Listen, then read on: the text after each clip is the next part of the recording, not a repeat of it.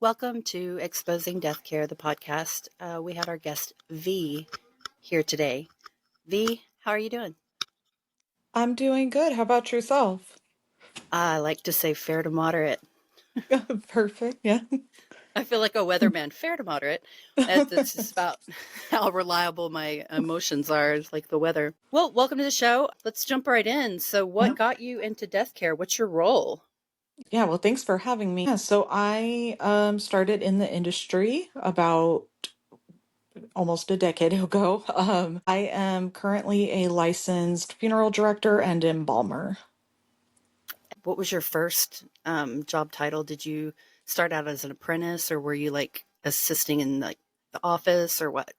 hmm Yeah, I actually started helping out with like the front desk and services and kind of just some odd things here and there, especially while I was going to school. Did you find that job through like a friend or a family member, or did you like find it online and was like, this works for me? Actually, I did find it online. This is a industry I've wanted to be in since middle school, so definitely was kind of looking around to start a new career and thought, hey, this is something I've been wanting to try, so just kind of jumped in and haven't looked back. Awesome. We're glad you're still in it. We need good people like yourself hanging in there.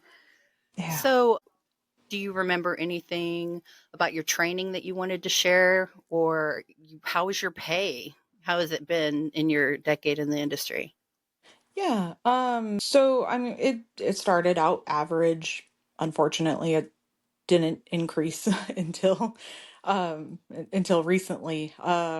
I started with a different location and they pay very fairly, I would say. Definitely able to make a living. I think every place is a little bit different, but definitely kind of started out rough, but now the pay is wonderful.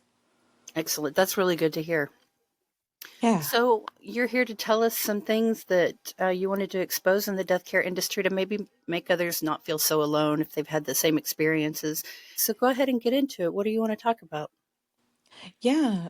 So I think the biggest thing that kind of if I could give advice to other people is really learning how to take care of yourself. Unfortunately, I was with a funeral home for a little while that taking sick days or even taking vacations was frowned upon. I mean, we were always told, that, oh, you could be sick at home or you could be here and be productive even if you're sick. Oh So, my gosh, yes. yeah, it was like, that that's not a good mindset to have. And when you're in school and you're getting in the industry, I mean they definitely say it's a 24-hour job, and totally get that, especially like if you're on call and you have to go meet people in the middle of the night, then yeah, absolutely. But I think knowing that if you need to take a break, or if you are truly sick, like you should be able to have that separation without feeling guilty about it and,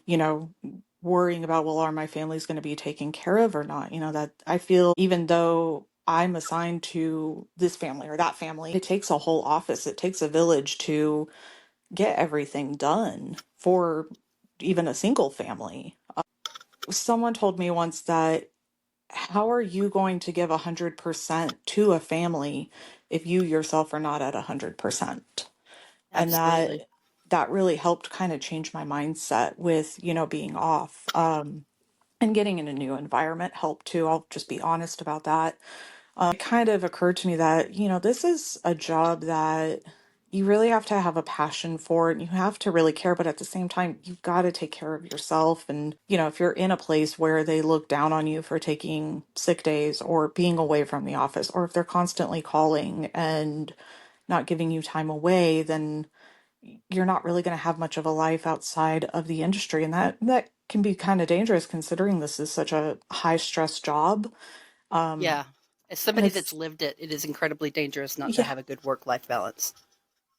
For me, unfortunately, that the stress of it all kind of really did impact my health. So now I'm paying those consequences, and I would never want anyone to go through this. Thankfully, I'm in a place now where they do encourage that separation of life and work. And I think this just comes with the job too. There are days where you're at home and you're like, "Oh crud, did I order that casket? Oh my goodness, did I order this urn?" Of course, you want to be able to check on those things, but having that separation and knowing, okay, something can wait until the next day when you're back in the office, or, having a coworker to reach out to and be like, can you just check on this for me?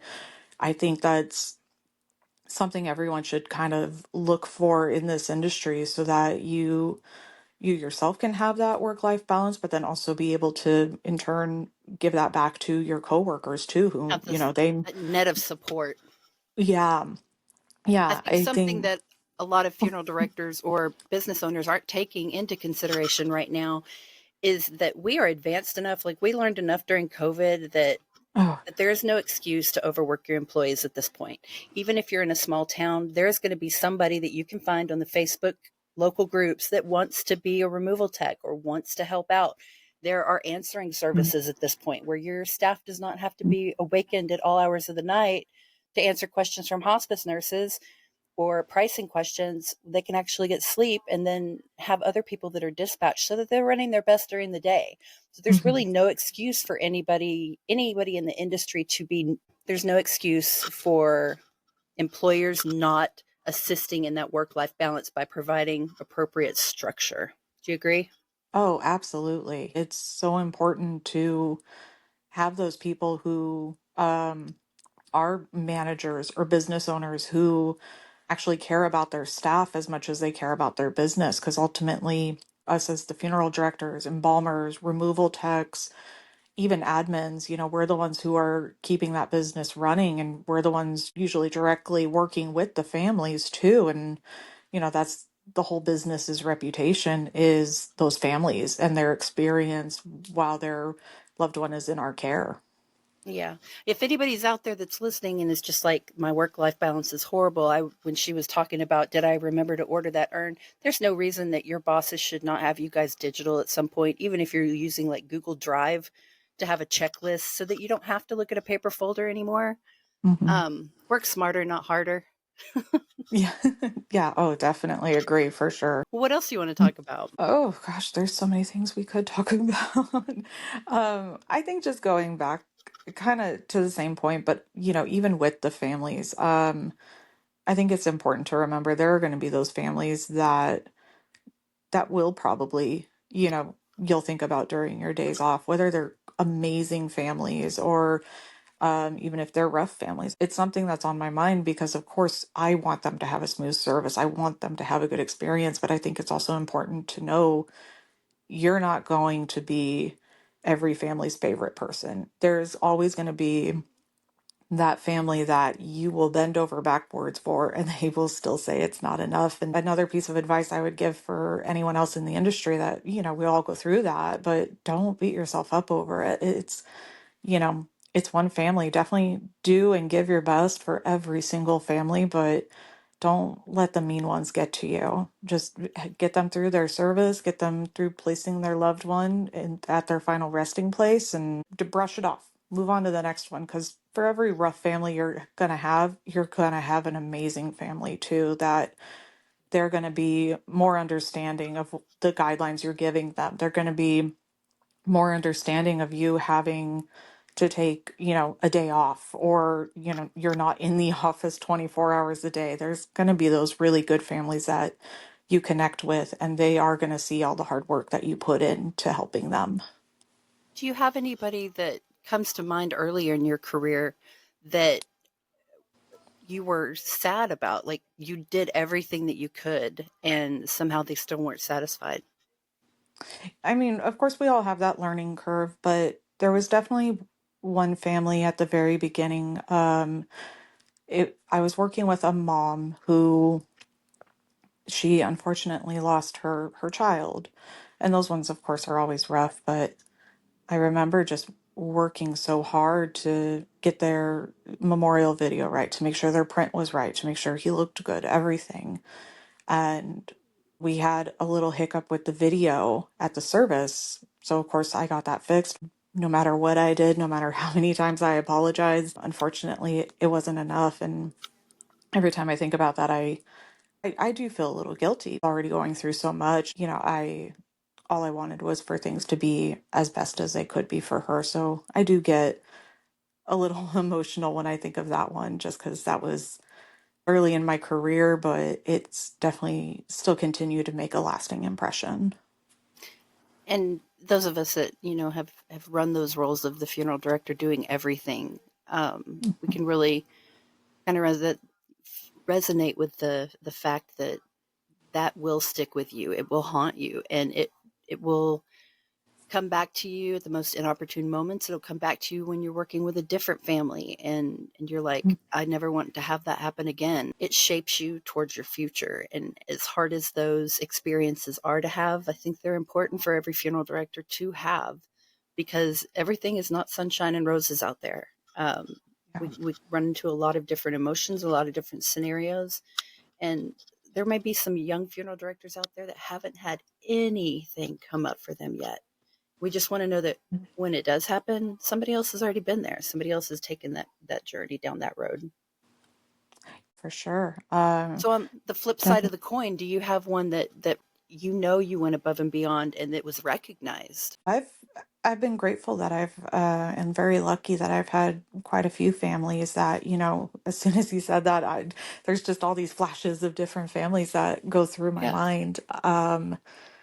So I know and again, this was actually early on in my career too, but there was a family who lost a loved one suddenly.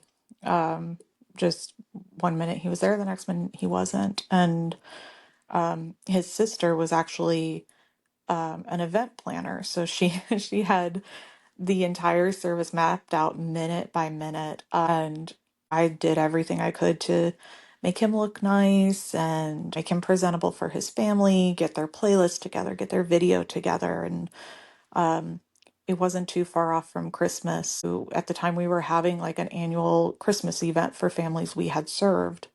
Um, and that family came, and the sister pulled me aside and handed me a Christmas card and just said, "We so greatly appreciate you and all your work and your kindness, and you made this so much easier for our family." Anytime I hear a family say that somehow in any way I made it easier for them, that's the whole reason why I keep going with this, is because that makes everything so worth it to know that I was able to give that family a little bit of peace amongst so much chaos. It's interesting. It's like they're planting a seed in your heart that blooms just randomly when you need it the most. Yeah, on that point, yeah, it definitely comes at those times where it is the hardest, because I think everyone kind of eventually will get to a bit of a breaking point where you kind of question, like, my goodness, can I continue with the stress of this? Or maybe you have a few too many rough families and it's like, what am I doing wrong? To have that one really nice family come along and appreciate the work you do and appreciate that this is a career and a path that you've chosen and you're passionate about, for a family to recognize that and to recognize the help that you want to give them, that it means everything. It just means so, so much. I agree with you. So, a couple of things that have come up with some of the other interviews that I've had that I did not expect to hear about was how many of us have dropped a body. Yeah, Do you yeah. have any secrets you want to tell us? Always ask for help. Always ask for help. Oh gosh. Thankfully, it's been very few, but yes, I've dropped a body or two. And it is always, it's just such a scary moment when Hmm. that happens. Thankfully, they're not there to feel it or, to be Right. technically experiencing it. But at the same time, it's like that's still somebody's loved ones. Definitely, if you're even questioning how to move a person, or are they steady enough, or is the casket steady enough on the church truck, get help. Just That's why you see don't funeral even directors try. standing in the back of the room, squatting down and looking with their thumbs, make sure everything's even on the church truck or the beer. Yeah, I'll tell my story about the first one that I dropped. I was outside the medical examiner's office, and I had been sent as a student to just go pick up a decedent. And this is the first time at the medical examiner's, and went in, and the decedent's probably about 300 pounds. I Oh loaded him on the gosh. cot the wrong direction. So, like, where the head was not loading first, the feet were loading first. This is the hardest lesson Oh I ever gosh. had. So I go and I hit the lever, and of course, the legs underneath the head side come crashing down. And he didn't fall Oh off, but the cot bounced. And I oh. knew they had a security camera that was pointed right at me. And I'm sitting there heaving and hoeing, trying to pull this 300-pound man back up and secure Oh the legs gosh. underneath the cot. And I even remember at one point, I think I knocked on the door and nobody came to the door. And I was just like, somehow No. I hefted him back in there. I was like, never again, never. Oh So gosh. that's my first and most memorable. I still feel bad about it to this day. I was loading someone into the coach. They were already in their casket. They were in their nice suit and tie, everything. The casket wasn't on the church truck correctly. So we go to move him, and the casket, it was like slow motion. It just tipped over and hit the asphalt. And I just stood there in shock for what felt like an eternity. And Did anyone witness this other than y'all? oh, thank God, no, no, just a Mm. coworker. And it took four of us to get that casket back up, but thank God we did it in time before anybody saw. But yeah, now if I get to a service and me and a coworker are pulling out, it's like, okay, let's double check before we even start to move. Or I'll have the pallbearers still hold the casket. I'm like, just take a good hold on it. Let me just make sure we're steady and we're good. Like, just don't move Mm. yet. Give me 1 second. Yeah, for real. You never forget those either. Very good learning lessons for sure. Do you have anything lighthearted that happened to you during your career? Oh gosh. I mean, there's always those moments that you look back and, can chuckle with your coworkers. I think one of the kind of most lighthearted moments I had, and it was at a service, and it just kind of came as a surprise, and so kind of made me chuckle. A young man had passed. He was a driver, and he was out of state. So we brought him back home, and during his service, they had kind of more of a like celebration of life than, a traditional like religious service. So the officiant was talking about his life and what he liked to collect and the different gifts he would give families. And the thing he would always get for his mom, no matter what state he went to, he would get her a unique string of weed, of marijuana, and would bring that back home for her. And it was like, just something about that, I don't know, kind of took me back, and I'm like, what an interesting thing to share with your parent Oh is yeah. is marijuana. You end up running into marijuana a little more than you ever anticipated. Not as much as alcohol, but I have seen my fair share of joints in coat pockets in my Oh, time in the industry. oh yeah, joints, regular cigarettes, big liquor bottles. We once had a gentleman, oh gosh, he had to have been in his 80s. We had to check his pockets of his jacket. I was checking with one of our transportation gentlemen, and I reached in his pocket and pulled out a handful of condoms. Ugh. And it was like, Mm. what are you guys doing? I don't think he's gonna need this, but okay. It was just like they were Right. sending him out for a big party, and it's like, oh wow, that is one thing I never ever thought I would see in a casket. I'm trying to think of a Snoop Dogg song that has something to do with condoms. I can't remember what it is, but he was going out balling. Awesome. Oh yeah, yep. For any families that are out there, or any clients, future clients of the deceased workers, whatever. Um, if anybody out there is listening, you can feel it's a really, really safe bet that what you put in the casket for your loved one is going to stay there, especially when you have a personable, awesome funeral director like us. Mhm. those things stay and go on to the afterlife with them. Oh my gosh. Yeah. And she had a Oh, bad that's attitude, so you kind of got to gauge the attitude of your person. I was like, nobody's ever going to take anything, and then I followed that up with a story about somebody taking something. But yeah, terrible. I see myself and other funeral directors, and granted, this is my opinion still, but almost as like guardians of these loved ones. Yeah, When I tell a family, like, your loved one is my responsibility, like, I am extremely serious about that. Like, I am the one who is watching over your loved one. I'm going to make sure everything is followed that you have requested and that I'm able to make happen. Families come to us with so much trust too. hmm It's always sad to hear those families that walk in and are like, "Are you sure you're going to cremate my loved one? How do I know that it's truly them?" Or, "Oh, I hear you cremate them with five different people," or, "Oh, I hear you Oh yeah, steal jewelry or stuff." And it's like, no, that's like one person who ruined it for all of us. Like, yeah. and it makes it that much harder to earn that trust from that family. Well, I think it's actually beneficial when they express that concern, and when we as funeral professionals are able to answer that in an assuring manner with confidence. I Mm. think that's actually really beneficial to rebuilding those relationships. And yeah, just like any Yeah. industry, I've been told as I've been creating this podcast, they all have their problems, they all have their issues. But if we Oh, yeah. share about it and we talk about it, you know, we can troubleshoot things like this. So if families come to you and they're like, you price things too high. Well, talk to them about where things actually start at. It's all about, do you go into a restaurant and expect a New York strip steak for the price of a cheeseburger? Are you champagne on beer budget? Like, what's the deal?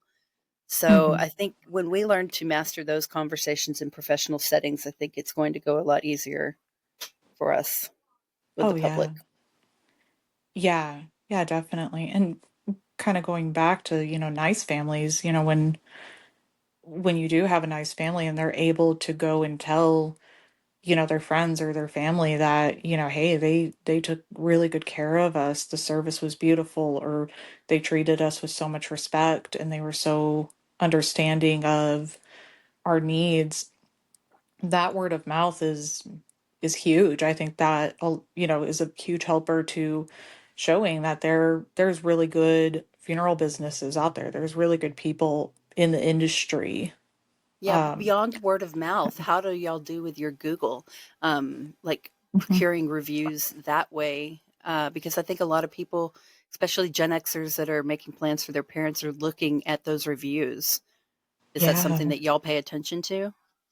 Oh, yeah. The place I'm with now, that's a huge thing. Is my managers and our coworkers even, we all pay attention to those Google reviews. We want to make sure that our families are happy. I know with the reviews, if an angry family member, say, gets on there and says something that's not true, um, I know my manager, he'll respond back to them very politely and Oh yeah, respectfully, but just showing that, well, hey, we're sorry this happened to you. 100% believe that's vital for anybody that's running a business anymore that has an online presence. Is responding professionally and kindly to those reviews. That's something I fail at, is being Mhm. able to respond without tone. This is something Yeah. I've sucked at on the Instagram for quite some time, or it Mhm. gets read the wrong way. So having the ability to um, verbalize what you're actually thinking without pissing somebody else off is a good skill to have. Oh, I think even beyond reviews, if you're able to do that with a family who's just calling and is upset, to be able to address it politely and respectfully, and maybe even still having to be a little assertive, I think that's such a great skill because, we want to reassure families we're doing everything we can for them.